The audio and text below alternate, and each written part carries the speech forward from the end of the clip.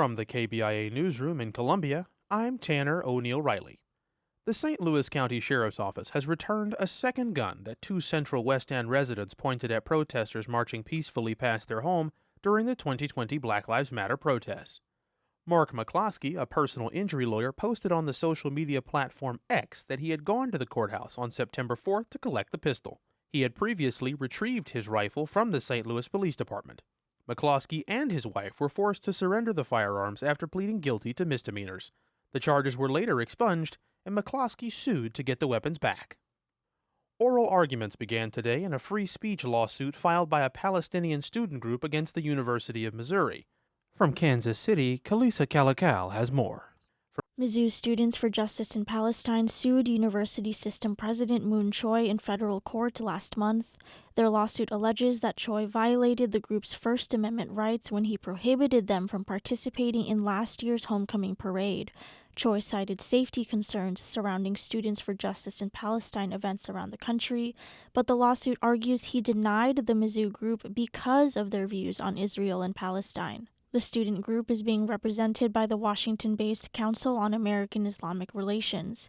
They're looking for monetary damages, and they want the university to allow them to participate in this year's parade. I'm Celisa Kolakal. A state appeals court has ruled that Missouri's Attorney General can now access patient data from the Washington University Transgender Center, but not all of it. The court's ruling, which overturned a lower court's decision blocking the request, said the AG's office could seek limited health records as part of its investigation into gender-affirming care, but only under strict court supervision.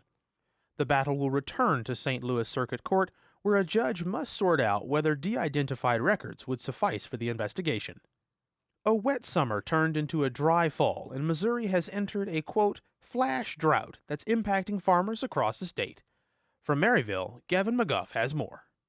Summer brought ample rain to much of the state. For a time, the U.S. Drought Monitor declared Missouri free of dry or abnormally dry conditions, but August was the state's third driest month on record, and drought has rapidly returned. State climatologist with the University of Missouri, Zach Leeser, says corn and soybean producers have been spared the worst impacts, but cattle farmers are feeling them, particularly in the state's southwest. Things are very, very dry, and producers are needing to find supplemental feed and find hay to feed their cattle.